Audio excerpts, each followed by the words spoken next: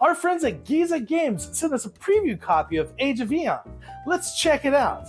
And that's Giza Games, like Giza Pyramids, not like Giza like an old Giza. Just for clarification. Age of EON is a strategic dueling card game for 2 players. You and your opponent choose one of these 4 beautifully illustrated ancient empires and take the corresponding deck. The goal of the game is quite simple. It's to destroy your opponent's 3 demigods over the course of several rounds or battles. To eliminate an opponent's demigod, you must control more lands than they do at the end of a round/battle. Now let's set up the game. First, start by taking the 4 land tiles, giving them a good shuffle, and then randomly place 3 of them out on the table. Then return 1 of them just to the side of the player. Next, take the 4 attack cards, shuffle them up, and then randomly place them on top of the different lands, and you will be left with a 4th one. Just return it to the side of the table. And take the sacred seals and just set them to the side. Those will be used during gameplay. To determine a starting player, players can shuffle their deck and reveal a card, and the player with the highest revealed number gets to go first. Probably not going first with a 3. Next, each player will take the deck that they chose, and then they will secretly select the order in which they want to play their 3 demigods throughout the game. And be careful, because this cannot be changed later. And then place them face down next to the playing area. Then they take the rest of their 10 cards and shuffle them, and then they draw a hand of 7. 1, 2, 3.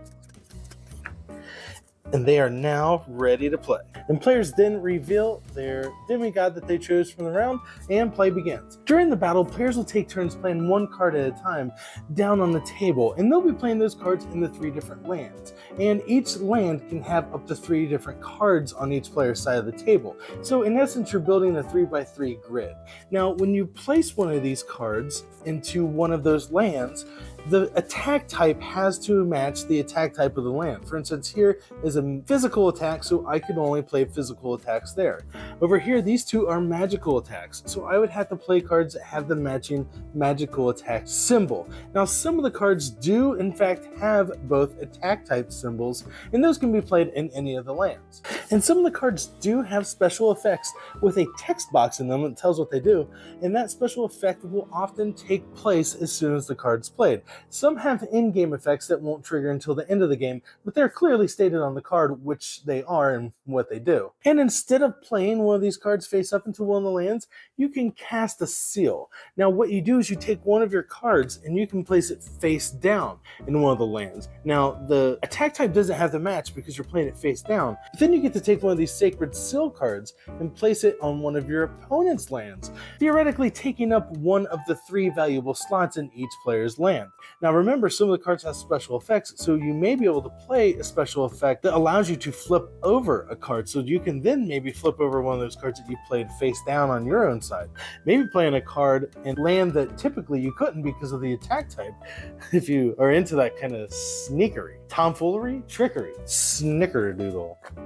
That's a candy. But be responsible with your sacred seals. Man, that's hard to say. Because you can only play 2 of them per battle. So when you do use them, make sure you're using them to the best of their ability. Now, once you've played enough cards face up that the power on all the cards combined is equal to or greater than your demigod, you can then activate your demigod by turning it clockwise. Also known as the T word. Tapping. I don't think you can say tapping. Now, once all players have played all 7 cards in their hands, you check each land to see who has the most power, and that player who has the most power controls that land. Should there be a tie, the tie is broken by the player whose homeland it is, and that's the matching color of that player's clan. For instance, I am the Tikan, and they are green, so this is the green Tikan homeland, so should there have been a tie in this land here, I would have broke the tie and won. Now, whoever controls the majority of lands is the victor. They kill off the player's demigod that they were using for that round, and that demigod is then removed from the game. Now they're down to just 2 demigods, and that is how you'll win, is over the course of several rounds. The first player to lose their 3rd and final demigod is the loser.